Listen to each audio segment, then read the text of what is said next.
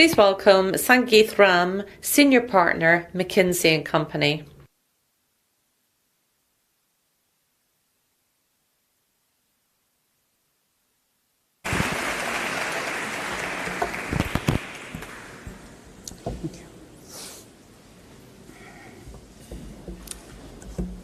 Your Excellencies, ladies and gentlemen, it's an honor and privilege to be here today.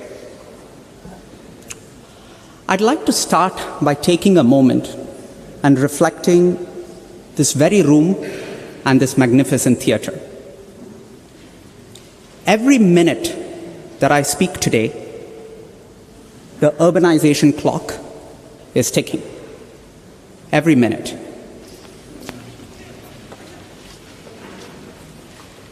In the coming 1 minute, 150 people have migrated to an urban agglomeration somewhere in the world.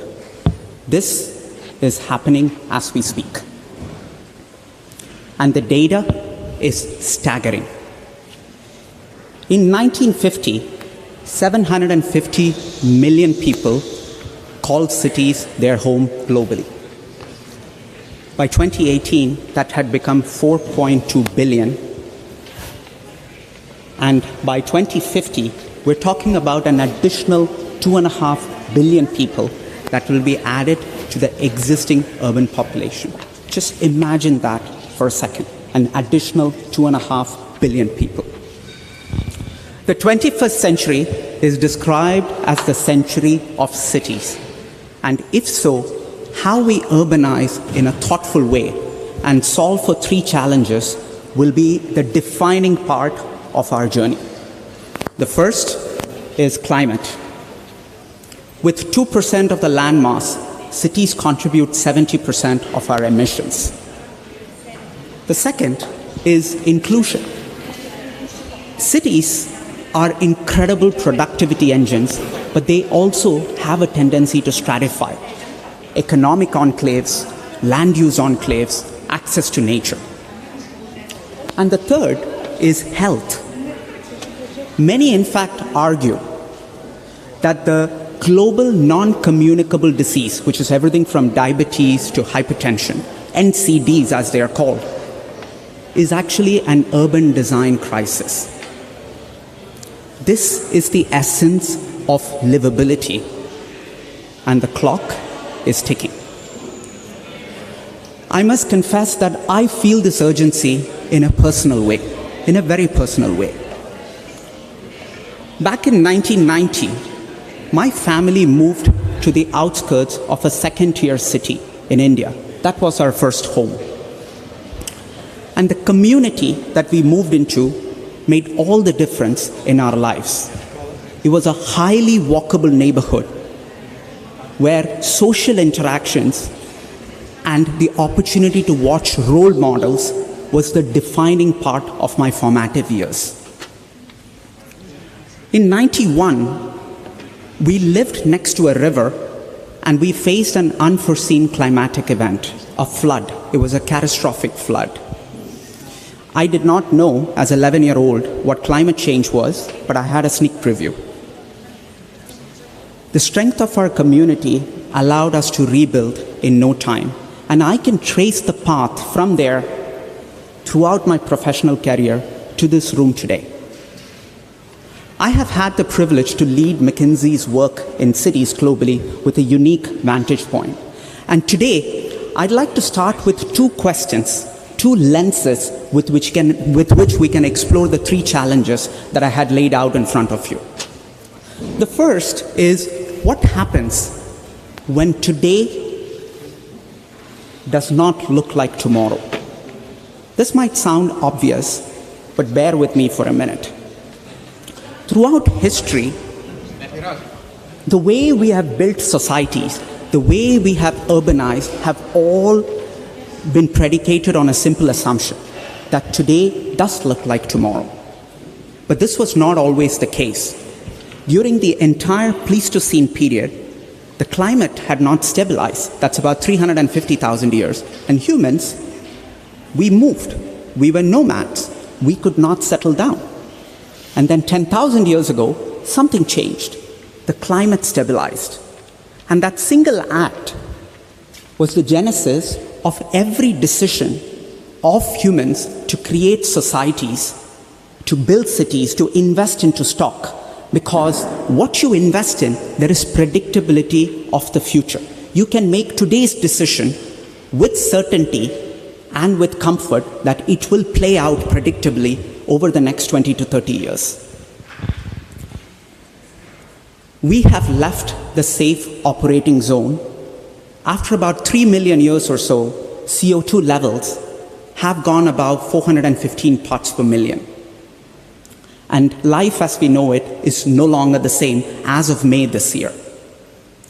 The real question in front of us is what is at risk? And well, the answer is just about everything. From real assets to infrastructure, livability and workability, our food systems and our natural capital. These are all at risk.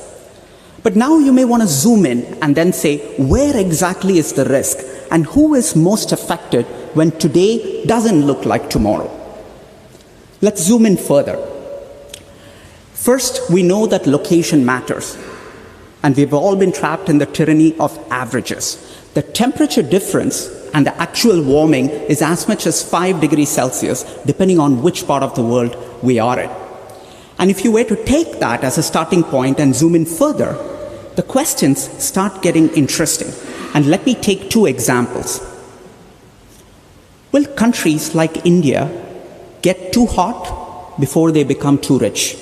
Think about that. The largest democracy in the world is predicating its demographic dividend on a simple fact. There are 380 million workers as part of the labor force who work outside. Only 7% of the population have air conditioning. Imagine if physiological thresholds are crossed and working outside is no longer productive or possible. What will that mean to inclusion and onboarding of this large segment of society, which is upwardly mobile and aspirational? Take another example. Take coastal cities anywhere in the world and look at mortgage lending for affordable housing. Entire mortgage lending industry is based off of a simple fact. There is predictability of 20 to 30-year money. You know that you're investing into collateral that you can hold and that you can trust. But what if that simple assumption of expectation of the future is no longer the same? You can expand these questions to a variety of related areas. We're looking into research that will be published in the coming few months. But it is very clear that we need a paradigm shift in how we think about livability and climate risk specifically. Let's zoom in on Europe. This is data from 1951 to 1980 of drought conditions in Europe calculated on a 3-month basis. Less than 10% of the time during this 30-year period in Europe was spent in the technical definition of drought. You fast forward to 2040, climate science says anywhere from 25% to 75% of the time could map into the definition of drought. Imagine, what if the Mediterranean climate was no longer Mediterranean? That has a profound implication of every city that you see between North Africa and Europe. What does that mean to cities which rely on tourism? What happens to vulnerable segments of the population? How do we make decisions on relocation, hardening of assets, and resiliency? So let us now look at what this paradigm shift that I talked about could look within cities. And there are 3 elements of this paradigm shift. The first is to embed climate risk into every decision making.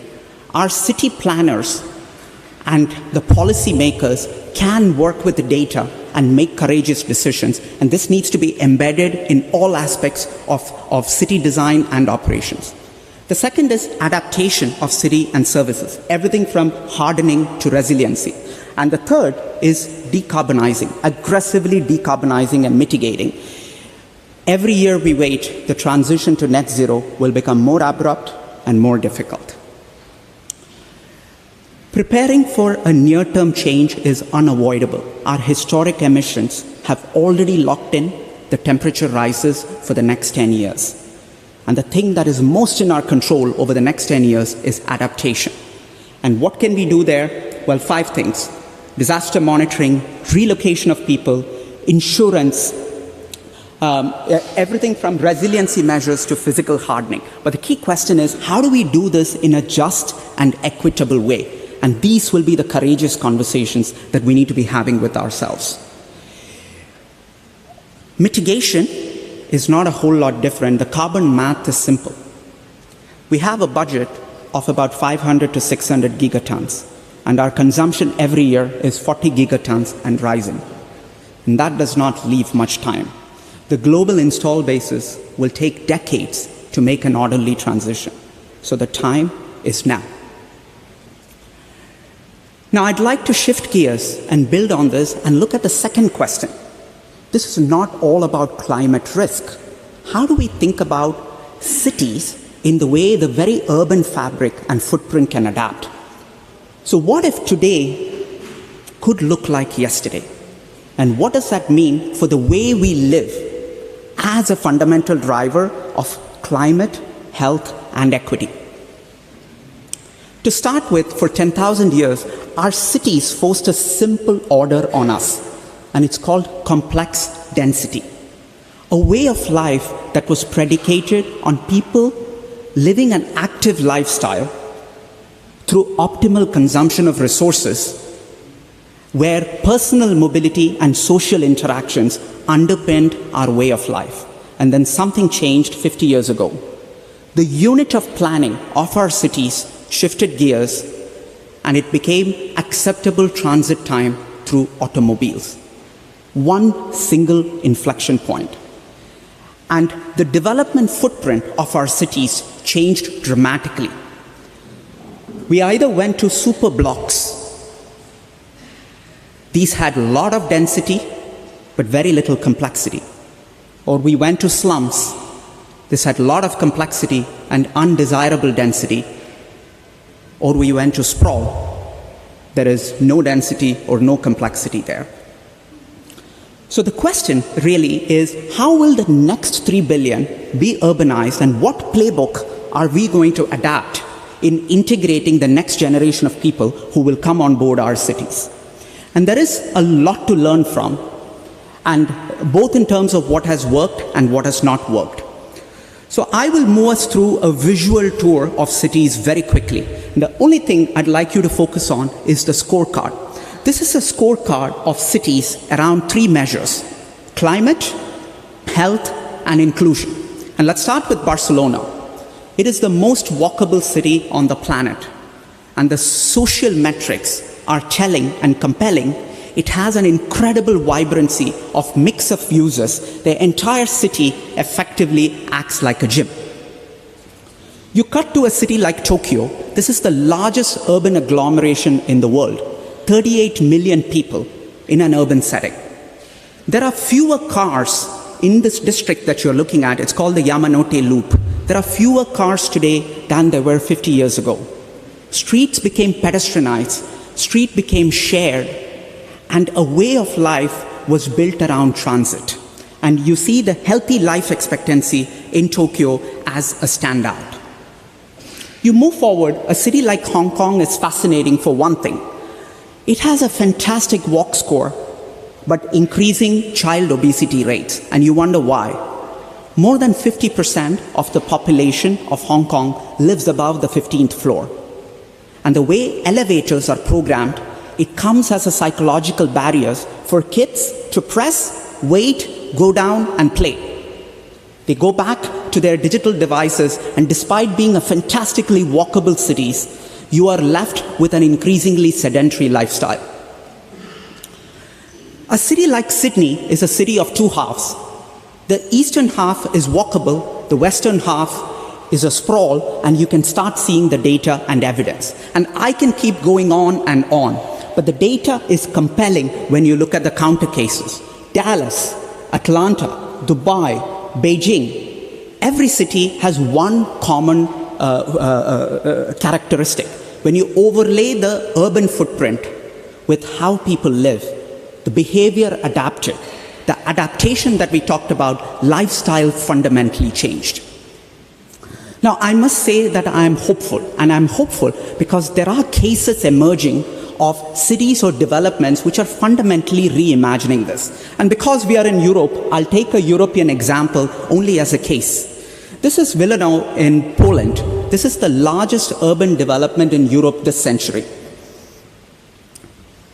The entire development was built around 11 livability principles where engineers and human metric orchestrators sat hand in hand as they thought about the city. And you look at the empirical evidence 10 years later on every social metric, this single development stands out, from crime to fertility rates to life expectancy to even voter turnout. So the question I ask in front of us today is, what is our playbook to urbanize the next 3 billion?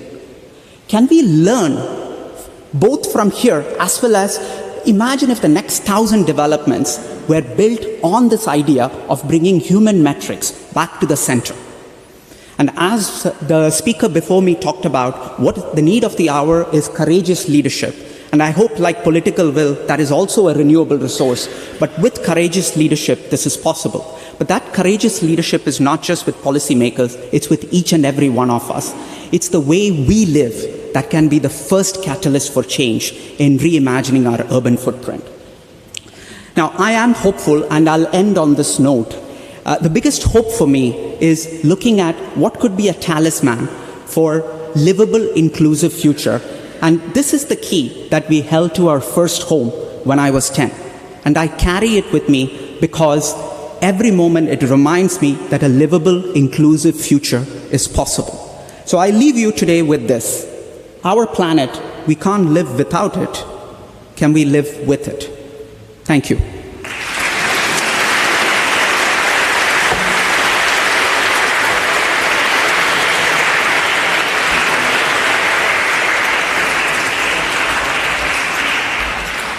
To restore faith in the democracy of the United States, young people need to vote for their ideas, not a party. In 2014, Pew Research Center reported that 50% of millennials describe themselves as unaffiliated from any particular political party, more than any generation before.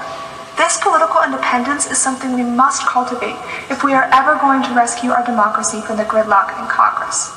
In local and state elections, independents and moderates are the ones with the potential to move beyond bickering the hot-button issues and focus on the day-to-day problems which all Americans can agree need to be addressed. The U.S. needs a big investment in infrastructure. It needs a plan for handling the water shortage in the western states. I don't want to say that climate change or immigration reform or healthcare reform aren't important. They are very important, but they won't be fixed until we have a system which can tackle everyday challenges. My hope is that young people, who are more likely to resist the dangerous simplicity of being a die-hard Republican or a die-hard Democrat, can elect centrists and independents who will work together to solve the problems which can be solved now, which will not only improve American life, but also give a boost to our confidence in government itself. We just need some small wins. We need young people to get involved in politics at every level, not just the presidential elections, and to do so with the mindset of making progress rather than throwing punches. Imagine if in 2022, we elect a class of representatives who could care less how their ideas aligned with a party platform, as long as they were good, effective proposals which could actually go somewhere in the legislature. Then we might truly say we were ruled by the people, for the people.